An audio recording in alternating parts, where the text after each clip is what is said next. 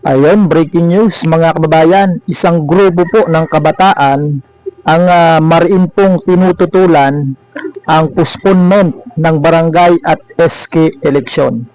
So ito pong Siklab Binyan City, isa pong grupo ng kabataan na mayroon pong tema, ito po yung kanilang tema, makakabataang organisasyon na naglalayong isulong ang kapakanan at karapatan ng kabataan sa pamamagitan ng pagpapasiklab ng kanilang kakayahan, karunungan at kamalayan tungo sa pagpapaunlad ng bayan.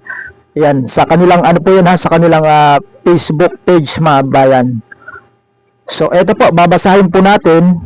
Ito pong official statement ng Siklab Binyan City. Ipinost po nila ito mga babayan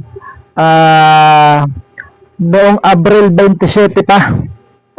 So ito po mga bayan, babasahin ko po at ilalagay po natin sa screen para masundan po ninyo yung akin pong binabasa. Pasensya na kayo, medyo maliliit kasi maliit talaga pagka nasa screen. So babasahin ko na lang po sa inyo mga babayan. Ito po. O bago ang lahat ay ang ibig sabihin pala ng Siklab mga bayan ay ito po.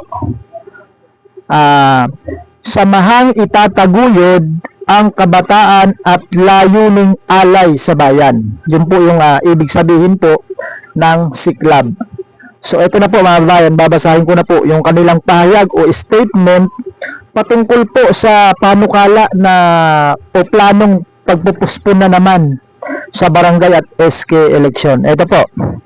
Official statement of Siklab Binyan City on the proposed BSK 2026 postponement. Kung ang halalan ang boses ng bayan, bakit ito ulit pinatatahimik? Yan po yung kanilang tanong mga bayan. Kaya mariing tinututulan ng Siklab Binyan City ang panukalang muling ipagpaliban ang barangay at sangguniang kabataan elections ngayong nakatakdang Nobyembre 2, 2026 mga bayan. Ang halalan ay isang simpleng schedule at ito ay isang konstitusyonal na karapatan ng mamamayan at kabataan na pumili ng mga leader na tunay na kumakatawan sa kanila. Sa Makalintal versus Comelec, binigyang diin na maaari lamang ipagpaliban ang halalan kung may compelling state necessity tulad ng tunay na public emergency at hindi dahil sa cost-saving measures. Nakaabang na ang pondo para sa BSK, kaya walang sapat na batayan upang muli itong ipagpaliban. So talagang alam po ng mga kabataang ito na talagang may pondo na ito pong Commission on Elections para po sa pagdaraos sa barangay at SK election. So kung maalala po ninyo, sa kabuuan po ay 16 billion, hindi tayo nagkakamali 16 billion yun pong inilaan na pondo para sa Commission on Elections or COMELEC para dito sa pagdaraos ng barangay at SK election. Tapos yung natira na lang yata ay mga 11 billion kasi nagastos na sa pag-iimprentan ng mga balota. Almost done na. Tapos na mga bayan. Yun pong 90 million na mga balota para sa gagamiting pagboto nga para sa barangay at SK election. Kompleto na po, na-print na po ng National Printing Office yun pong mga balota para sa BSKE. Ito pa po, ituloy natin. Ang paulit-ulit na postponement ay nagdudulot ng pagkawala ng direktang mandato ng mamamayan sa kanilang mga opisyal. Correct mga bayan, sapagkat Talagang pagka ang pag-usapan po ay pagpili ng mga leader, dapat meron pong mandato ng taong bayan. Hindi kung gusto lang ng mga mababatas na i-extend yung kanilang termino ay ganun-ganun na lang. Dapat mayroon pong mandato ng taong bayan. Dapat yung mamamayang Pilipino o mga tao sa barangay, sila po dapat yun pong magluklok, maglagay ng mga leader na gusto nilang mamuno sa kanilang barangay.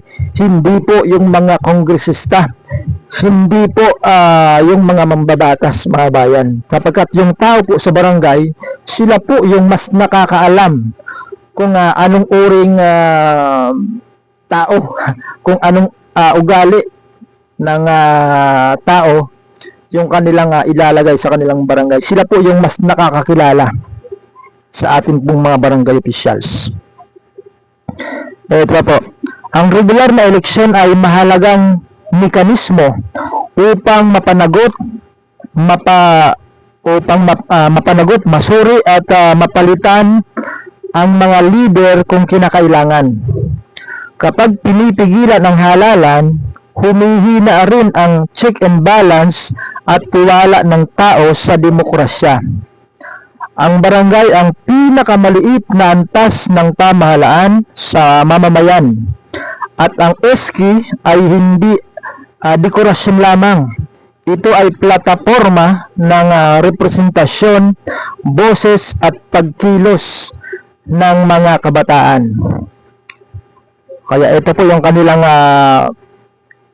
panindigan, mga bayan. Pakinggan po ninyo.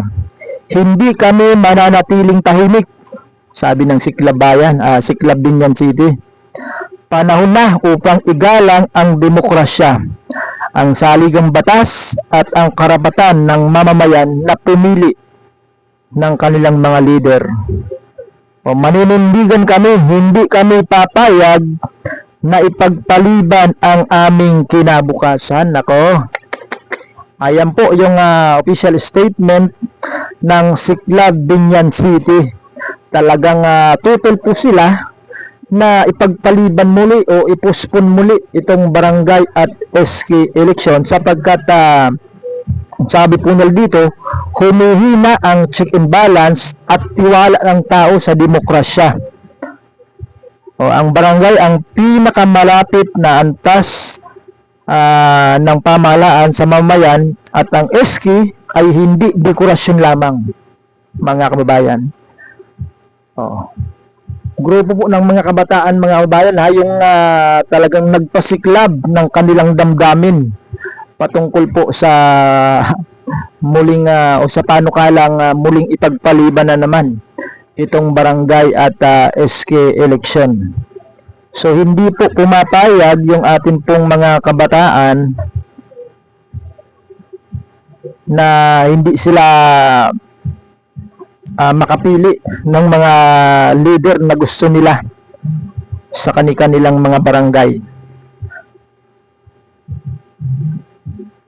Pero hanggang sa ngayon, mga babayan, yung umiiral pa rin po na schedule ng barangay at SK election ay yun pong nakapaloob sa Republic Act 12232 na yun nga po yung November 2, 2026.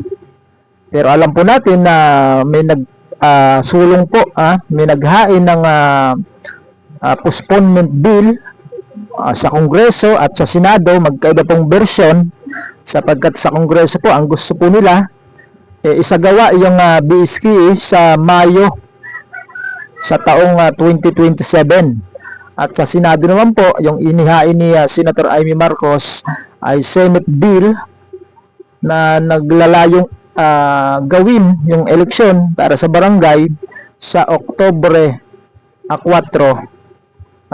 2027, mga bayan. Next year din po, mga bayan.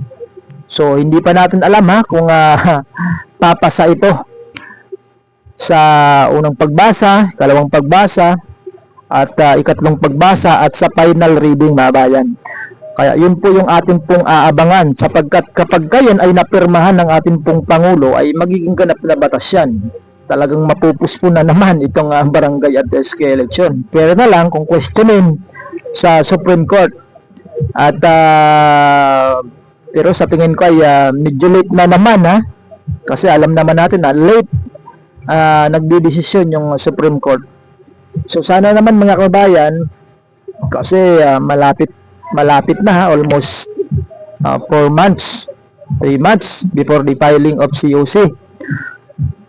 Kaya sana po mga bayan ay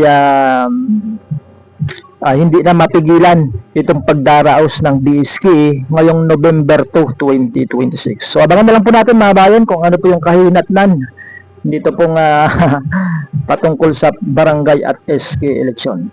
So maraming salamat po sa inyong panonood. At maraming salamat din po sa patuloy na pagsuporta po ninyo sa ating pong YouTube channel. Nasa ano na tayo, road to 28 subscribers. Kaya sa mga hindi pa po nakasubscribe, ayan, paki-subscribe po ng ating channel at paki-likes, paki-share. Thank you so much po, and God bless po sa ating lahat.